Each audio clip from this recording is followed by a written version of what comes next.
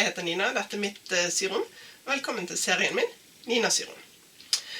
I dag skal jeg vise deg hvordan jeg stabiliserer skuldersømmer når jeg syr i stretchstoffer. For å få plagg til å henge pent på kroppen så er det viktig at de passer der de skal. Og når du syr t-skjorter eller gensere som har en søm som skal treffe skulderpunktet ditt, så er det pent at det punktet blir der og ikke bare siger utover. Og måten å gjøre det på, det er å sy inn en stabilisering i sømmene her på innsiden. Og det kan du gjøre på flere måter, og jeg skal vise deg noen alternativer i dag. Grunnen til stabiliseringen er jo at vi ikke vil at denne skal dra seg helt ut av fasong og ned på skuldrene, for et plagg som sitter pent på skuldrene ser ut som det passer mye bedre enn når det henger langt ned på skulderen. Og du kan også bruke denne teknikken hvis du har en sånn dropped shoulder, altså at skulderen skal sitte langt ned på. Det spørs hvor mye du vil at det skal dra seg. Hvis du også er redd for at halsen skal dra seg, så kan det være at du kunne lagt inn, bare akkurat bak i nakken, en tilsvarende strikk. Her har jeg altså sydd inn strikken min, samtidig som jeg sydde med overlock, og det har jeg gjort med en spesiell fot som jeg skal vise. Alternativet er at du kunne sydde den sammen først, og så kunne du sydde strikken fast enten med en rett søm, altså vi skal jo ikke ha så mye stretch i den veien, eller med en zigzag, bare akkurat i sømmene. Det som er greit å gjøre det med en overlock, det er jo det at du får jo denne strikken så fint plassert akkurat kant i kant med sømmen. Jeg skal vise deg en kjøpt t-skjorte som er sønnen min sin, for her gjør de faktisk akkurat det samme. Og så se, her. Jeg vet ikke om dere klarer å se det, men inni her så ligger altså akkurat samme strikken. Som er sydd inni, samtidig som de sydde skuldersømmen. Når jeg syr barneklær, så pleier ikke jeg å gjøre det, fordi at det drar seg ikke veldig mye, og bruken ikke veldig lang før vi må opp i neste størrelse, så plagget rekker ikke bli så brukt at det siger langt ut på. Men det er jo morsomt å se at de bruker disse teknikkene faktisk også i barneklær. Strikken jeg bruker er denne.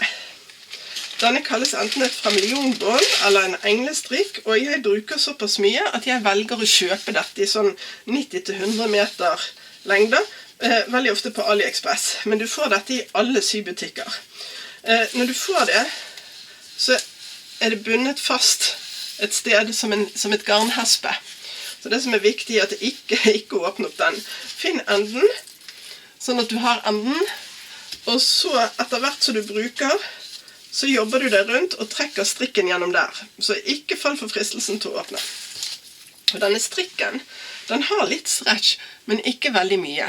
Du kan også bruke et vevet bånd hvis du heller vil, men denne er smal og fin, og i og med jeg også bruker den til andre ting som badetøy og sportstøy, så er det greit å ha et lite lager av den. Så det er strikken jeg bruker. Ofte til overlock eller coverlock-maskiner så får du kjøpt sett med pressføtter, og det er alltid billigere enn å kjøpe de hver for seg. Så i dette settet her som jeg har, så har jeg altså både til rynking og biser og blindfall, men også strikk.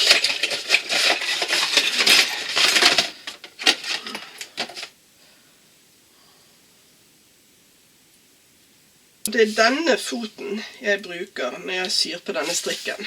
Denne er jo for at du kan sy fast strikk og få det rynket.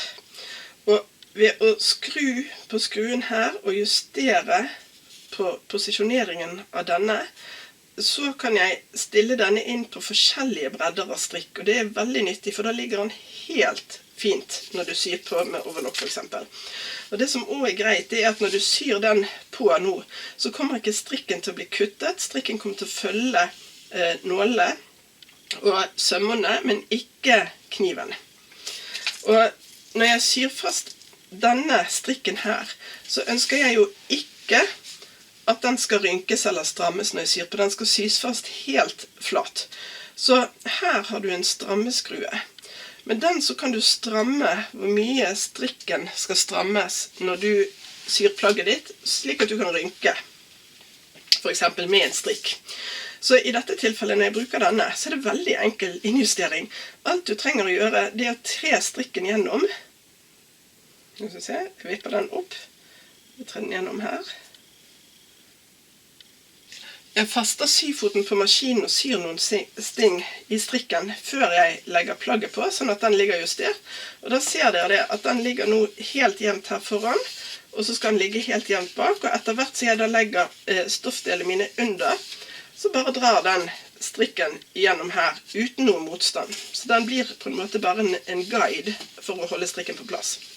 Og det er også viktig at strikken ikke skal strammes, så her må du passe på å ha litt løs strikk tilgjengelig, sånn at ikke strikken strammes når du syr. Men det er altså ikke verre.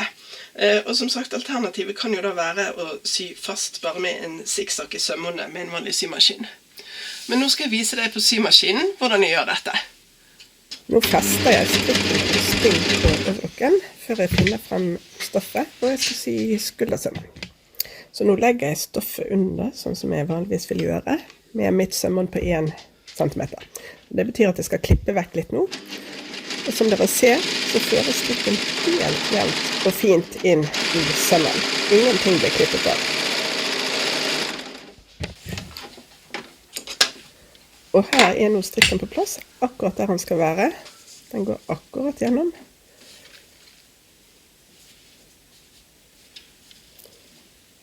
Og på forsiden så ser du ingenting.